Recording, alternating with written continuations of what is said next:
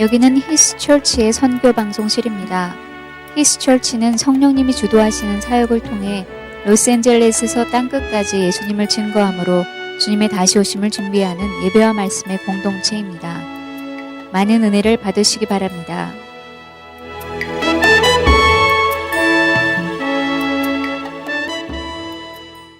하나님 아버지의 말씀 우리 같이 교독하고 말씀 나눕니다. 요한복음 6장 41절부터 59절입니다. 요한복음 6장 41절부터 59절까지의 말씀입니다. 이 말씀을 저와 여러분이 한 절씩 교독하고 그리고 말씀 나눕니다. 자기가 하늘에서 내려온 떡이라 하심으로 유대인들이 예수에 대하여 수군거려 이르되 이는 요셉의 아들 예수가 아니냐. 그 부모를 우리가 아는데 자기가 지금 어찌하여 하늘에서 내려왔다 하느냐. 예수께서 대답하여 이르시되 너희는 서로 수군거리지 말라. 나를 보내신 아버지께서 이끌지 아니하시면 아무도 내게 올 수 없으니 오는 그를 내가 마지막 날에 다시 살리리라. 선지자의 글에 그들이 다 하나님의 가르침을 받으리라 기록되었은즉 아버지께 듣고 배운 사람마다 내게로 오느니라. 이는 아버지를 본 자가 있다는 것이 아니니라. 오직 하나님에게서 온 자만 아버지를 보았느니라. 진실로 진실로 너에게 이르노니 믿는 자는 영생을 가졌나니 내가 곧 생명의 떡이니라. 너희 조상들은 광야에서 만나를 먹어서도 죽었거니와 이는 하늘에서 내려오는 떡이니 사람으로 하여금 먹고 죽지 아니하게 하는 것이니라. 나는 하늘에서 내려온 살아있는 떡이니 사람이 이 떡을 먹으면 영생하리라. 내가 줄 떡은 곧 세상의 생명을 위한 내 살이니라 하시니라. 그러므로 유대인들이 서로 다투어 이르되 이 사람이 어찌 능히 자기 살을 우리에게 주어 먹게 하겠느냐.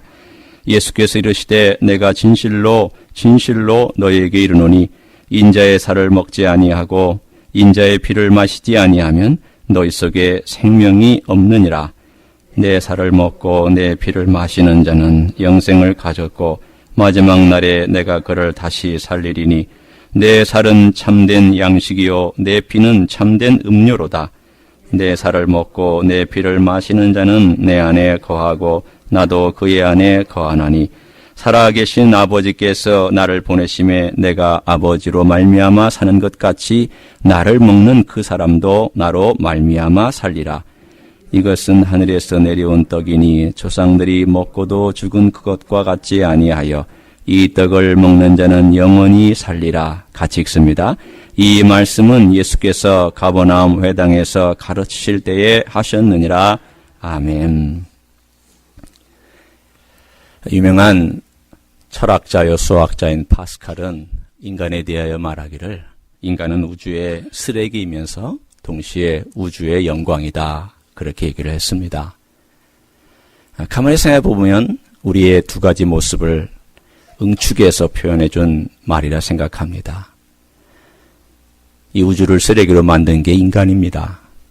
우리 자체가 하나님 아버지 앞에서 타락해서 쓰레기 같은 악을 많이 저질렀고 그런 존재이기도 합니다. 그러나 동시에 우리 안에는 하나님의 영광이 있습니다. 창조물의 가장 최첨단, 최극단 또는 클라이막스라고 얘기할 수 있는 그러한 영광이 또한 우리 인간에게 있습니다. 아마 여러분이 인간은 쓰레기다. 그러면 그래 인간은 쓰레기다. 그렇게 생각할 수도 있어요. 당신은 쓰레기다. 그러면 그때 기분이 나빠집니다. 내가 왜 쓰레기냐? 너는 쓰레기 아니냐? 라고 하면서 이게 제3자일 때는 문제가 없는데 내가 당사자가 쓰레기라고 한 그 말에는 대단히 기분이 나쁩니다. 그러나 사실 여러분이나 저나 쓰레기였고 지금도 어떨 때는 쓰레기같이 느낄 때가 있습니다. 왜 그럴까요? 우리의 삶에 내 것으로 하나님을 만족시킬 때는 그 쓰레기입니다. 내 노력으로 하나님께 기쁨이 되려고 하면 쓰레기입니다. 그러면 이런 쓰레기 같지 않은 정말 진정한 하나님이 기뻐하시는 받으실 만한 선, 받으실 만한 영성, 받으실 만한 고백. 이것은 도대체 어디서부터 오는 것이며 어떻게 출발을 해야 되고 어떻게 표현해야 되고 어떻게 우리가 소유를 해야 되는 것일까? 오늘 저는 이 본문 요한복음 6장의 말씀을 통해서 그 답을 같이 내려보려고 합니다. 답은 두 가지입니다. 보는 것과 먹는 것입니다. 제대로 봐야 되고 제대로 먹어야 됩니다. 오늘 주님께서 이 말씀을 하셨던 배경은 5,000명, 실제로는 10,000명 이상을 먹이신 오병이어의 사건 이후에 가버나움에 다시 오셨을 때에 사람들이 우르르 몰려들었던 거기에서 하셨던 말씀입니다. 사람들이 누가복음, 마가복음, 마태복음, 요한복음 이 네 복음서에 기록할 만큼 인상적인 기적을 베풀었던 그 기적, 그 시대에도 사람들에게는 어마어마한 기적으로 느껴졌던 기적을 보고 많이 몰려들었습니다. 그때 그 모습을 보면서 주님께서 26절에 이런 말씀을 하십니다. 우리가 읽지 아니하였지만 진행되는 내용을 이해하기 위해서 26절을 봅니다. 26절 한번 제가 읽습니다. 예수께서 대답하여 이르시되 내가 진실로 너희에게 이르노니 너희가 나를 찾는 것은 표적을 본 까닭이 아니요 떡을 먹고 배부른 까닭이로다 라고 주님께서 그들의 내부에 있는 진정한 모습을 직시해서 말씀해 주었습니다. 무슨 뜻일까요? 아니 표적을 보고 왔기 때문에 주님을 찾은 것이 아니라 아니 표적 봤기 때문에 찾은 거 아닙니까? 여러분 어떻게 생각하십니까? 아니 5,000명을 먹이신 그 어마어마한 표적을 봤기 때문에 찾아온 건데 주님은 그것 때문이 아니다. 너희들이 온 것은 그것 때문이 아니라 먹고 배부른 것 때문이다 라고 말씀해 주셨습니다. 이게 도대체 무슨 뜻일까요? 이 주님의 지적은 이런 말입니다. 기적과 표적의 차이입니다. 너희들은 기적을 보고 기적에서 머물렀다는 겁니다. 표적은 무엇일까요? 그건 기적을 뛰어넘는 겁니다. 표적은 사인입니다. 기적은 단순히 스펙터클한 광경입니다. 아, 놀랍다. 스펙터클하다. 아, 우리가 놀라운 사건을 봤다. 이것이지만 표적은 무엇일까요? 사인입니다.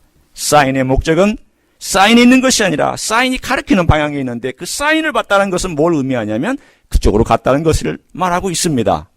예수 그리스도를 본 사람과 보지 않은 사람의 차이를 주님께서는 말씀하시면서 너희들은 날 본 것이 아니라 너희들은 먹고 배부른 표면적인 필요를 보고 나를 쫓아서 여기까지 왔다라고 주님께서 그들의 내면을 들여다보고 말씀하고 계셨습니다. 필요를 따라 쫓는 신앙은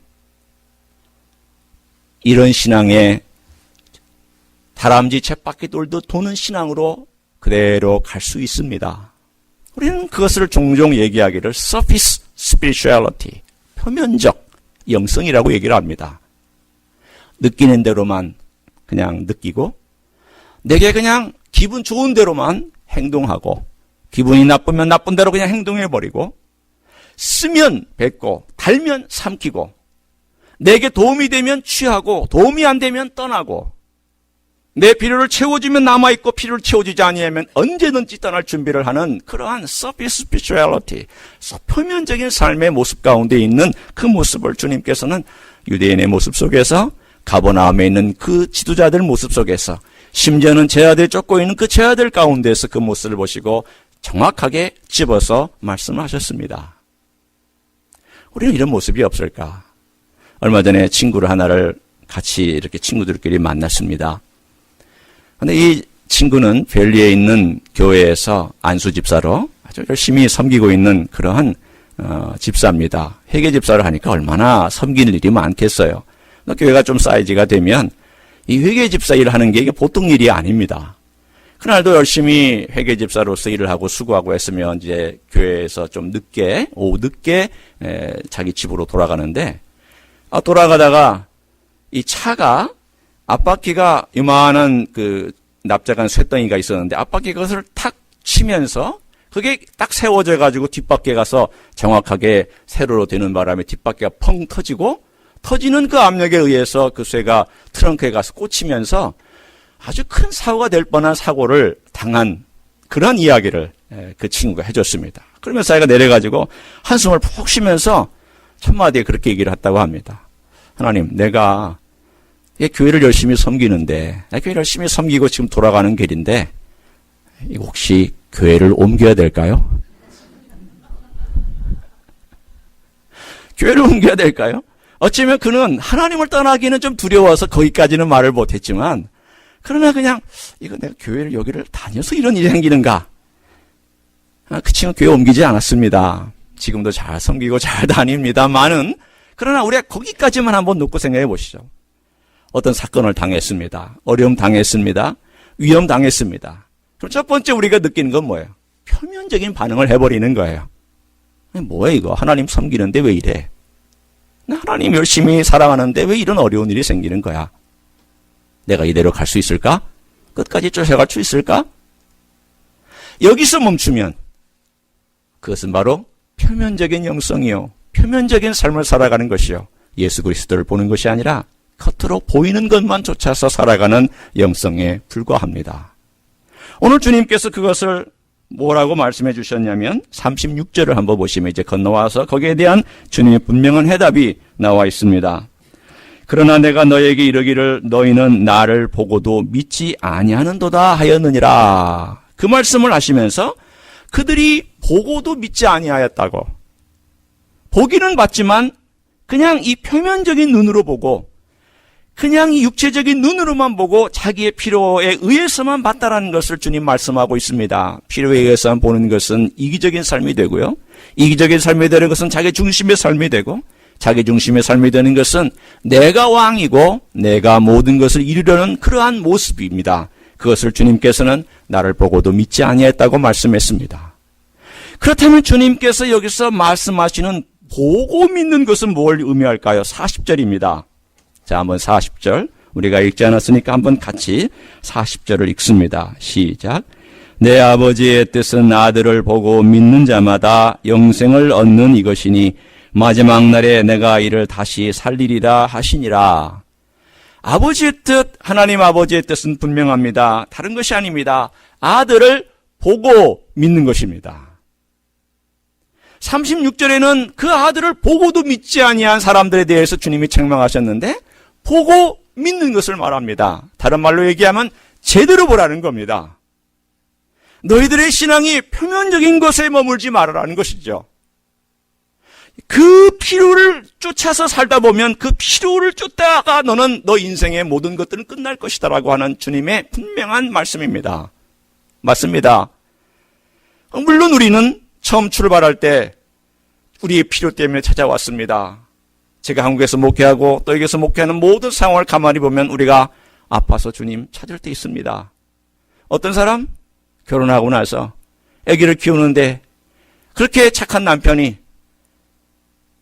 돌변해버려서 너무 외롭고 너무 힘들고 너무 어려워서 어렸을 때 자기가 교회 다녔던 그 추억이 생각이 났습니다. 어디선가 교회 소리가 들려오는데 갑자기 마음에서부터 울컥하는 소리가 이 감정이 느껴지면서 각 교회를 찾아옵니다. 주님 저 외롭습니다. 주님 저 힘듭니다. 맞아요. 우리의 인생은 출발할 때는 우리의 필요 때문에 출발해요. 저도 병원에 입원해서 아팠을 때에 하나님께 기도한 것은 아주 단순합니다. 하나님 낫게 해주세요. 하나님 제가 아파요. 하나님 제가 수술 받아요. 하나님 제가 이 어려운 가운데 있어요. 도와주세요. 우리의 필요로부터 출발을 합니다. 그러나 이 필요에서만 머물고 있다면 그것은 표면적 영성입니다. 시편 17편을 보면 이런 말씀이 나옵니다. 여러분이 펼치지 않아도 돼요. 다윗이 기도하는 가운데 이렇게 기도를 합니다. 어려웠습니다. 적들이 그를 죽이려고 쫓아옵니다. 모든 상황은 그에게 호락호락하지 않습니다. 밤은 무섭고 캄캄하고 두렵고 떨리게 만듭니다.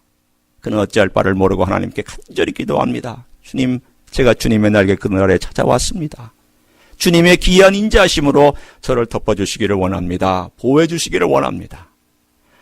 그러면서 그가 밤새 하나님께 기도하는데 어느 순간인가 기도하다가 그가 하나님을 바라보고 그 문제보다 위에 있는 그 문제 위에서 모든 것들을 주관하시는 하나님을 바라보고 그 하나님으로 인해서 마음의 평안을 얻고 그가 고백하는 내용이 그 끝부분에 17편 15절에 나와 있습니다. 들어보십시오.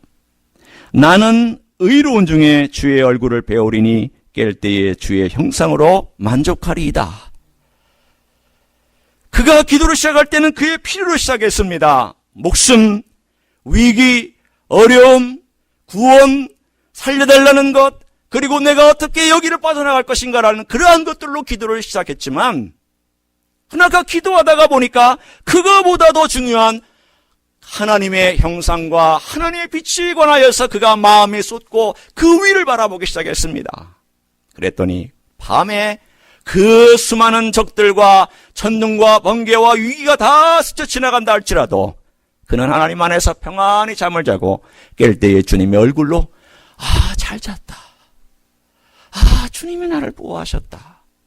주님이 나와 함께 하신다라고 하는 것을 느끼면서 그가 하나님의 얼굴로 만족한 놀라운 역사를 17편 15절에 우리에게 들려주고 있습니다. 필요로 출발하고 주님으로 끝나는 것이 기도입니다. 사랑하는 성도 여러분, 오늘 첫 번째 우리가 나눌 것은 주님을 보는 것입니다. 우리가 이 땅 위에서 어떻게 하여야 진정한 영성의 사람으로 살아갈 수 있을까? 단순히 서피스, 표면적이 아니라 필요 중심의 삶이 아니라 어떻게 하면 좀 더 깊은 영성으로 들어갈 수 있을까? 필요에서 출발한다 할지라도 주님의 얼굴로 나아가는 그러한 영성. 기도가 필요로 출발했지만 주님의 얼굴을 향하여서 나아가는 그 빛으로 만족하는 영성이 되었을 때야 우리는 이 땅 위에서 진정한 영성을 발휘할 수 있는 줄로 믿습니다. 우리는 안전을 원합니다. 여러분, 내가 안전을 원해서 안전을 위해서 기도합니다. 하나님, 제가 평안이 필요한데 제 마음의 평안을 주세요. 다 기도하잖아요. 그럼 우리가 평안을 구하는 것은 잘못된 거 아닙니다. 그러나 필요 중심이죠. 그럼 어떻게 이것이 주님 중심의 기도로 넘어가야 될까요? 한 예를 들자면 우리의 고백 속에 이렇게 나오는 겁니다. 주님, 당신만이 안전이십니다. 주님은 산성이시오, 반석이시오, 바위시오, 요새시오, 나의 뿌리시오. 다윗이 고백한 것처럼 그가 하나님 아버지 앞에 고백한 것은 내 안전, 그것을 가지고 기도하다가도 주님이 내 안전이라는 사실 때문에 이 모든 안전은 주님께로부터 오는 것이며 이 모든 물리적이고 생리적이고 또는 내 마음의 심리적인 모든 안전조차도 주님이 안전이시기 때문에 내가 안전하고 주님 자신이 안전을 주시는 분이기 때문에 내가 안전하다는 그 놀라운 고백이 우리의 영성을 깊게 만들 줄로 믿습니다. 주님은 제대로 보라는 겁니다. 필요만 보고 있지 말고 그 필요를 주관하시는 그리스도를 보라는 거예요. 그런데 오늘 여기에서 나와 있는 이 본문의 말씀은 단순히 보는 데만 강조하지 아니하고 어쩌면 더 강력한 주님의 말씀이 오늘 우리가 읽은 본문 안에 먹는다라고 하는 단어 가운데 있습니다. 이 먹는다라는 단어가 도대체 어떤 것일까? 우리가 한번 곰곰이 생각해 볼 필요가 좀 있는데, 주님께서 자기 자신 스스로를 소개해 주었습니다. 사람들이 하늘에서부터 온 생명의 빵이다, 떡이다 이렇게 말씀하니까 사람들이 이걸 받아들이지를 못했습니다. 이해를 못했습니다. 어렵죠. 그래서 주님께서 41절부터 끝까지 우리가 읽은 본문까지 계속 설명을 해줬습니다. 사람들 이해하지 못했습니다. 그래서 사람들 어떻게 됐습니까? 많이 떠났습니다. 어디 나와 있냐면 60절에 나와 있고요. 제가 중 여럿이 듣고 말하되 이 말씀은 어렵도다. 누가 들을 수 있느냐? 여러분이 오늘 제가 설교하는 것 들으시고 이거 너무 어렵다. 들을 수 있느냐? 여러분 반응이 안 나왔으면 좋겠습니다. 그러나 이 말씀은 좀 우리가 좀 생각을 한번 해야 될 필요가 있는 내용이에요.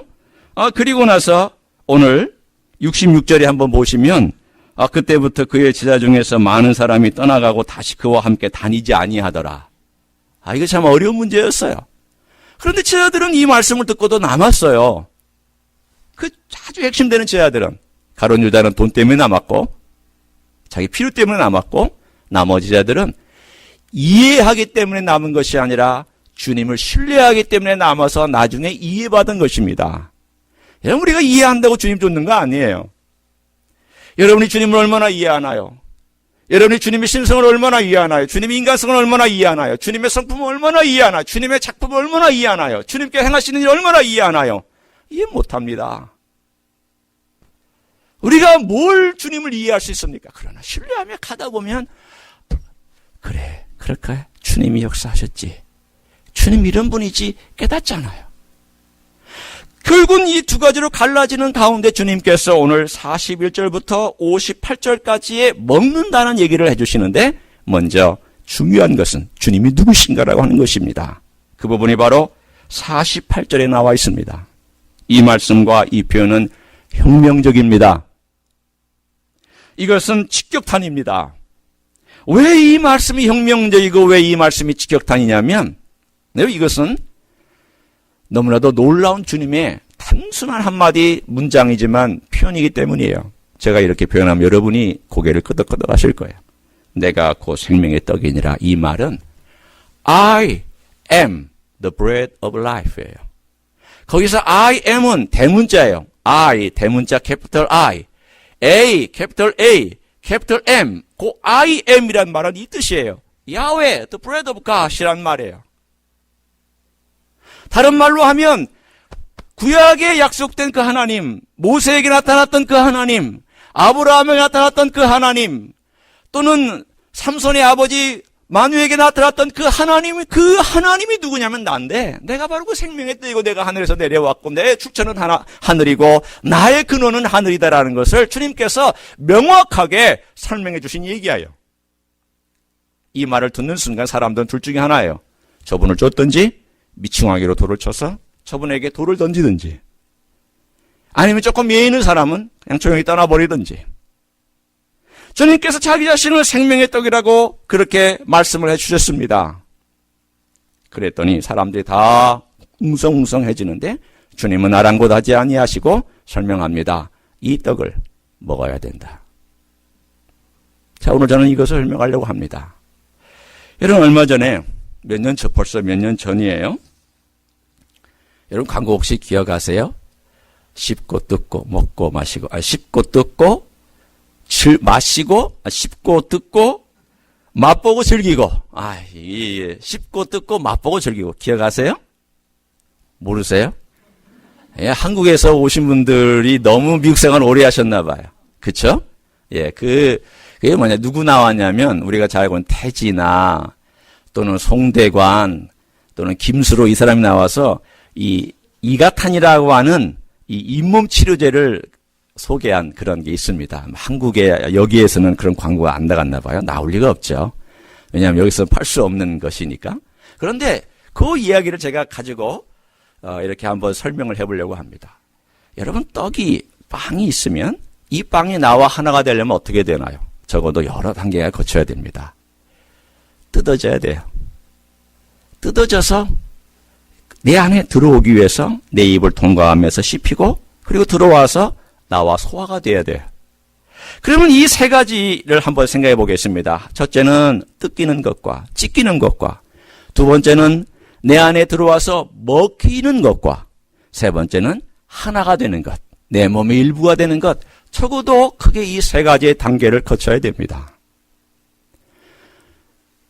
빵과 떡이 찢겨지고 뜯겨져 있는 것처럼 예수님의 몸은 찢겨지고 뜯겨졌습니다. 십자가에서 분명히 찢겨졌습니다. 예수님 피 흘리셨습니다. 이것은 분명한 역사적인 사실입니다. 그런데 이 빵이 내 안에 들어오려면 내가 먹어야 되는데, 도대체 이 먹는다는 것이, 예수님의 피와 살을 먹는다는 것이 도대체 무슨 뜻이냐는 말이에요. 너무 이게 어려웠던 거예요. 사람들이 이해하지 못했고 제 아들도 이해하지를 못했어요. 나중에 예수님이 십자가에 달리고 부활하시고 나서야 그 후에 그들이 이해했던 사실입니다. 이것은 설명을 이렇게 할 수가 있습니다. 여러분, 우리가 먹는 것과 하나가 되기 위해서는 물리적으로는 이것이 내 안에 이렇게 씹어서 들어와야 되지만, 우리가 영적인 면으로서 내가 그 주님의 죽으심과 부활이 하나가 된다는 것은 어떤 뜻일까? 하나님께는 과거와 현재와 미래가 의미가 없습니다. 2000년 전에 이루어졌던 그 역사적인 사건이 하나님은 앞에서는 오늘의 실제입니다. 리얼리티예요. 하나님께는 2000년 전의 사건이 아니에요. 하나님께서는 어제와 오늘이 사실은 차이가 없어요. 2000년에 돌아가셨던 그 역사는 하나님께서 내가 예수 그리스도를 영접할 때에 그분의 죽으심과 부활은 하나님께서 그대로 받아들여 주시고 적용시켜 주세요. 그 놀라운 역사를 누가 하시냐면 성령께서 내 안에서 해주십니다. 어떻게 해주시냐 하면 2000년 전에 돌아가셨던 예수 그리스도의 죽으심과 부활, 그것을 성령께서 시공을 초월하여서 가지고 오셔서 내가 처음 예수 그리스도를 고백한 그 순간 그분의 죽으심과 부활을 내게 그대로 적용시켜서 내가 마치 먹는 것처럼 내가 마치 받아들이는 그것으로 인해서 하나 주님과 하나가 되는 놀라운 역사를 오늘 본문에서 주님은 설명하고 있습니다. 너가 나를 먹어야 된다. 그 말은 너가 나의 죽음과 부활을 그대로 다 100% 받아들이면, 먹으면 나의 죽음과 부활이 너 안에서 하나가 돼서 너도 죽고 너도 사는 놀라운 생명의 역사가 나타날 것이다라고 하는 주님의 상징의 비유이기도 하고 실제로 일어나는 일이기도 합니다. 한번 보세요. 여러분 51절을 한번 보십시오. 나는 하늘에서 내려온 살아있는 떡이니 사람이 이 떡을 먹으면 그랬습니다. 여러분 이 먹으면이라는 단어는 부정과거형입니다. 부정과거형은 단회적인 사건입니다. 무슨 뜻이냐면 이건 한 번 일어난 사건이에요. 목사님 그러면 이것은 내가 처음 예수 믿을 때 일어난 사건을 예수님께서 지칭하고 있나요? 맞아요.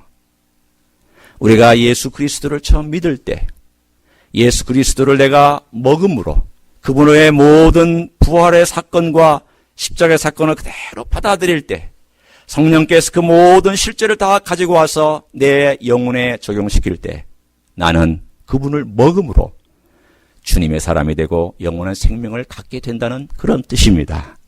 그런 의미에서 우리는 구원을 받았습니다. 그러면 이게 지금 오늘 살아가는 나에게는 무슨 의미가 있다는 말입니까? 주님께서 왜 이 말씀을 하셨습니까? 저는 이제 로마서와 요한복음을 가져와서 말씀합니다. 주님께서 우리에게 주신 구원은 반쪽입니다. 아니 목사님, 주님께서 완성한 구원을 반쪽이라고 말씀하시다니요. 오해하지 마세요. 주님의 구원은 완전합니다. 여러분 구원 받으신 거예요? 그러나 문제는 구원에 여러분이 지금 하나의 어떤 존재인데 구원의 대상에 대하여 얘기하는 겁니다. 여러분의 영혼은 구원받았지만 여러분의 몸은 구원받지 못했습니다. 죄송합니다. 여러분 몸 놓고 갑니다. 이지경 장로님 몸 놓고 가셨습니다. 저희 어머니 몸 놓고 가셨습니다. 하늘나라 못 갑니다. 이 육신은 땅에 놓고 가셔야 됩니다. 이 구원은 미래에 일어날 일입니다. 받을 거지만 그러나 지금 구원받은 건 아닙니다.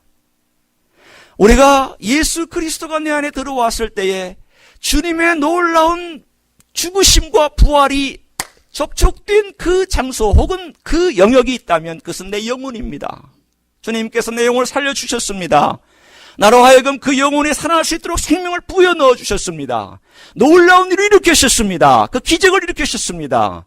그런데 내 몸은 그렇지 못합니다. 자, 이제 주님께서 역사하시는 영혼이 있고 구원받은 영혼이 있고 구원받지 못한 몸이 있는데 이 몸에는 죄성이 있습니다. 이 둘 사이에는 갈등이 있습니다. 내 영혼과 내 몸을 두고 이 사이에서 있는 이 영역이 무엇인가 하면 바로 마음입니다.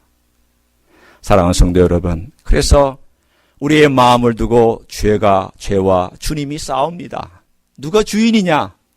누가 이 영역을 가져갈 것이냐를 가지고 늘 갈등이 있습니다.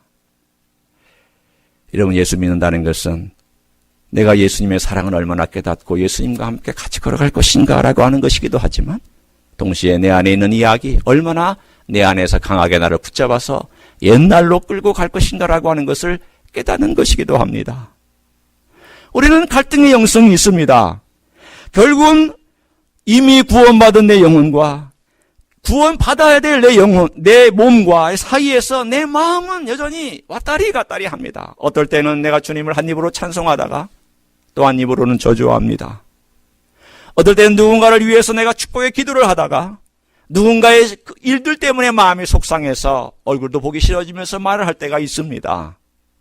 내 자신이 예수 그리스도의 선을 가지고 선을 행하다가도 어떨 때는 그 사람 앞에서 전혀 내가 선을 행하고 싶지 않은 그런 마음을 가질 때가 있습니다. 우리는 왔다 갔다 합니다. 한 번은 쓰레기가 됐다가 한 번은 영광이 됐다가 한 번은 영광을 취하며 걸어가다가 한 번은 쓰레기가 되는 그러한 삶을 걸어가는 이러한 삶 속에서 어떻게 우리가 예수의 사람으로서 영성 있는 그러한 삶을 걸어갈 수 있을 것인가? 오늘 그 힌트를 56절에서 찾기를 원합니다. 함께 보겠습니다. 자, 56절 우리가 함께 읽습니다. 시작.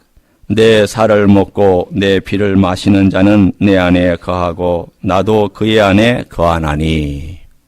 오늘 주님께서 내 살을 먹고 내 피를 마시는 자는, 주님께서 그 사람이 내 안에 거하고 내가 또한 그 안에 거한다라고 말씀하시면서 우리가 주님 안에서 거할 때에 그 거하시는 주님을 계속해서 초청하고 내 삶의 영역으로 주님 오시도록, 내 마음의 영역들을 지배하시도록 주님께 그 지배권을 드리고, 주님 인도하소서, 축복하소서, 지배하여 주소서, 왕이 되어 주소서라고 그분께 그분의 자리를 맡겨드리는 그 일들을 계속하라고 말씀합니다.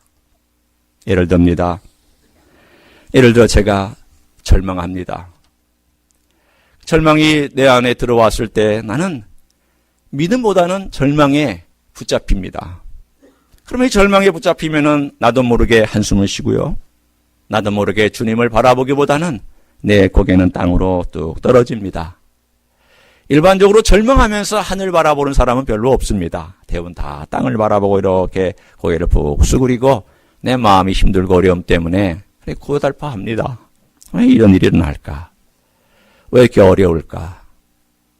그때에 내가 주님이 내 안에 계시다는 걸 알고 주님을 먹는다는 것이 뭘까요? 그 내 삶 가운데서 주님을 먹는다는 것은 그때에 그 문제를 가지고 주님 바라보고 십자가와 그리고 주님의 죽으심과 부활을 바라보고 그것을 주님 앞에 맡겨드리는 거예요. 다른 말로 표현하면 그 주님의 죽으심과 부활을 내 절망과 만나도록 그렇게 내가 주님께 맡겨드리는 것을 오늘 본문에 주님 안에 거한다라고 하는 말씀의 비밀입니다. 여러분, 제가 이렇게 여러분에게 한번 말씀해 드리고 싶어요. 주님, 절망한 죄를 용서하여 주옵소서. 십자가 위에서 저의 절망이 죽었습니다. 이제 주님의 부활로 저의 절망이 소망이 될 줄로 믿습니다. 여러분, 이것이 주님의 십자가와 부활이 내 절망하고 만나서 그 절망이 소망으로 바뀌어지는 주님과의 날마다의 삶 가운데서 그분의 주권과 그분의 통치권이 이루어지는 길입니다. 여기에 많은 것이 들어갑니다. 주님, 염려한 죄를 용서하여 주옵소서. 십자가 위에서 저의 염려가 죽었습니다. 이제 주님의 부활로 저의 염려가 기쁨이 될 줄로 믿습니다. 우리의 삶 가운데서 주님의 십자가와 주님의 부활이 날마다 고백되어지고 그 부활과 십자가와 부활이 내 삶 가운데서 나와 하나가 되어지는 그 일을 우리는 먹는다라고 얘기할 수 있습니다. 날마다 십자가와 부활이 내 삶 가운데서 접촉되어지고 만나지고 하나가 되어지는 그것으로 말미암아 우리가 생명을 얻고 살아갑니다. 또 하나는 바울의 고백이 있습니다. 주님의 지배권만이 우리 안에서 다시 회복되는 것이 아니라 주님과의 친밀한 교제가 회복되는 것을 말합니다. 바울의 모든 삶은 어쩌면 마지막 그가 쓴 마지막에 해당되는 편지 중에 하나인 옥중서신의 빌립보서의 1장 21절에 있는 것과 같은 것일 것입니다. 사는 것이 그리스도니 죽는 것도 유익합니다. To live is Christ. 제가 이 말씀을 병원에 있을 때 참 많이 묵상했습니다. 사는 것이 그리스도라는 것이 무엇일까? 사는 것이 그리스도라는 것이 어떤 의미일까?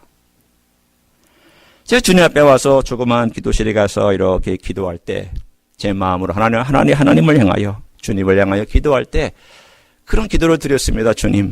주님께서 저를 생명수 샘물로 깨끗하게 씻으시고 낫게 해주시기를 원합니다. 그러나 주여, 그것보다 더 중요한 것, 제가 주님을 알기 원하며 주님으로 채워지기를 원합니다.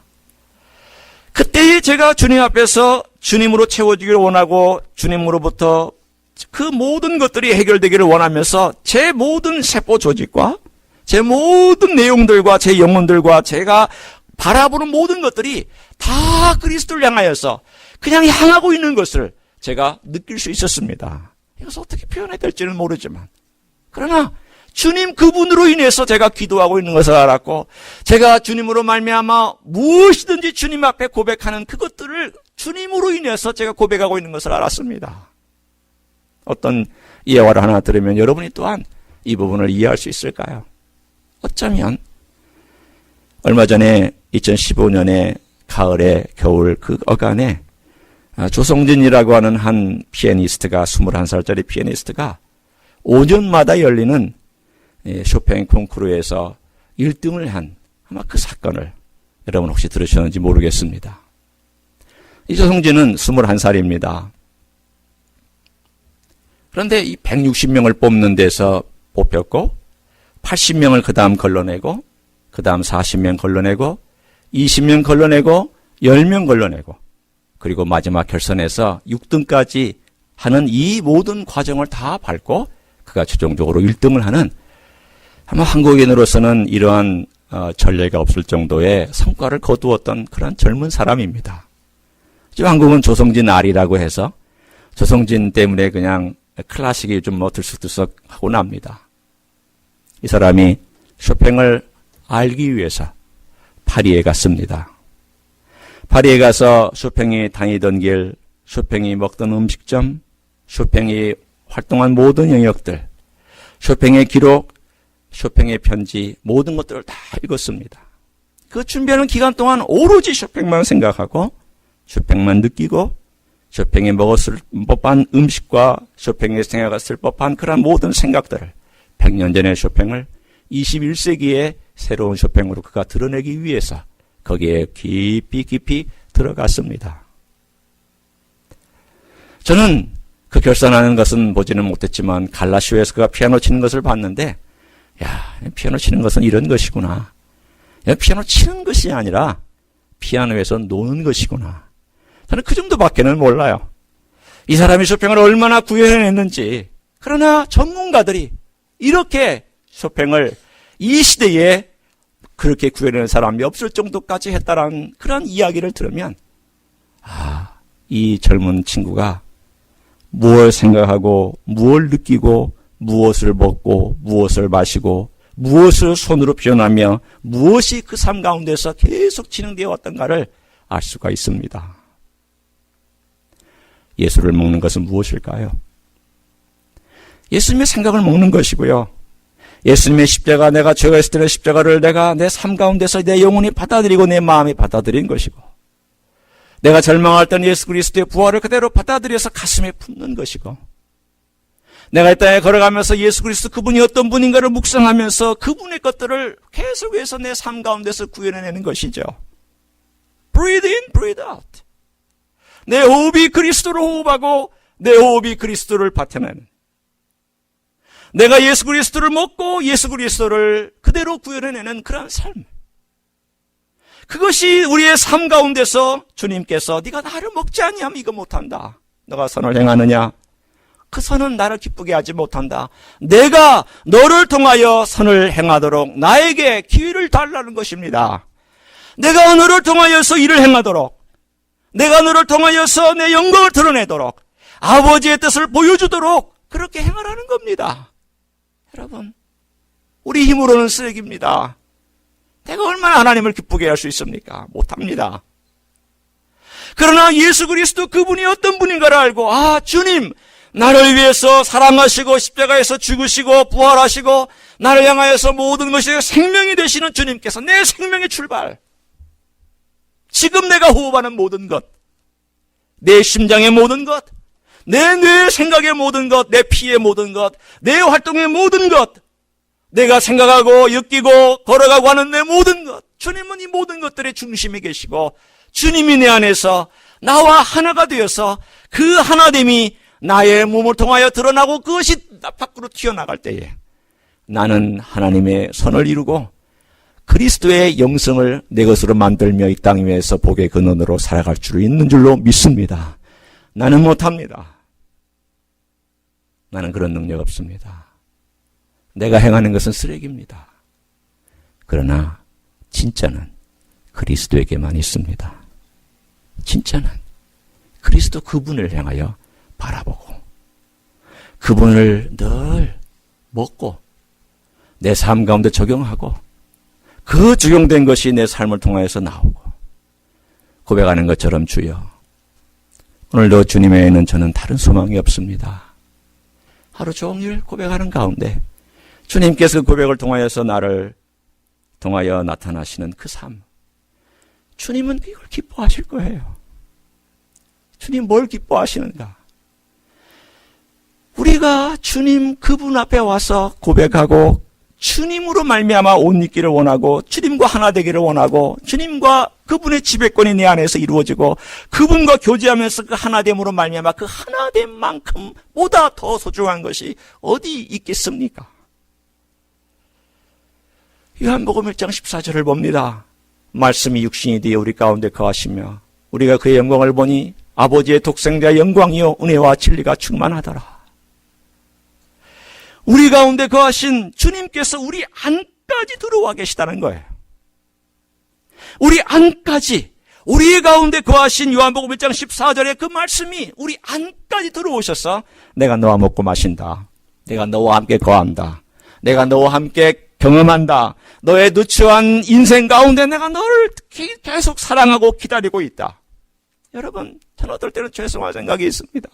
주님 어떻게 이 누추한 가운데 주님이 머물 수가 있습니까? 어떻게 여기에 주님이 계실 수가 있습니까? 그런데 계시다라는 거예요. 이 머무신다는 거예요. 그게 실제라는 거예요.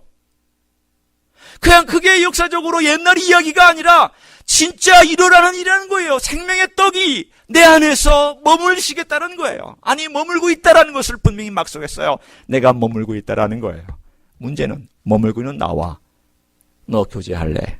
같이 먹을래? 너 나를 계속해서 적용할래? 너 나의 빛으로 살래? 내가 주는 생명으로 살래? 아니 너는 너의 삶의 모든 호흡이 나에게를 원하고 있는 것이냐? 그렇다면 나의 고백해라. 주님, 저의 모든 호흡도 주님입니다. To breathe is Christ. To live is Christ. To die is Christ. To walk is Christ. To the business is Christ. To meet somebody is Christ. 내가 누군가를 만나는 것도 그리스도고, 일어서는 것도 그리스도고, 걸어가는 것도 그리스도고, 사는 것이 그리스도고, 먹는 것이 그리스도고, 내 모든 삶이 그리스도를 중심으로 움직이는 것, 이것을 모든 에너지와 모든 신경과 모든 중심과 모든 생각과 감정과 의지와 뜻과 계획의 모든 것들을 그리스도에게로만 집중해서 그분으로 말미암아 살도록 해라. 그럼 내가 내 뜻대로, 내가 원하는 대로 너를 사용하여 내가 아버지께 영광을 돌리도록 만들어주겠다. 여러분, 이것이 그리스도교의 핵심입니다. 행함 아닙니다. 봉사도 아닙니다. 위대한 재능도 아닙니다. 똑똑함도 아닙니다. 지식도 아닙니다. 훌륭함도 아닙니다. 착함도 아닙니다. 다 쓰레기입니다. 죄송합니다. 여러분, 예수 없이 하는 건 다 쓰레기입니다. 예수 없는 제자훈련 다 쓰레기입니다. 예수 없는 조직 다 쓰레기입니다. 예수 없는 프로그램 다 쓰레기입니다. 그것이 없어도 예수가 살면 영광인 줄로 믿습니다. 그거 하나만 붙들고 사세요. 그거 하나만 전부라고. My all in all. My all in all. 모든 것의 모든 거라고. 모든 것의 모든 것은 주님밖에 없다고. 이것 한 가지 꼭 붙들면 필요는요, 그 다음 차원이고요. 우리의 건강도, 재산도, 안전도, 미래의 계획도 모든 것도 다 그 다음 차원의 일인 줄로 믿습니다. 예수님으로 사시기를 주님의 이름으로 축원합니다. 기도하시겠습니다.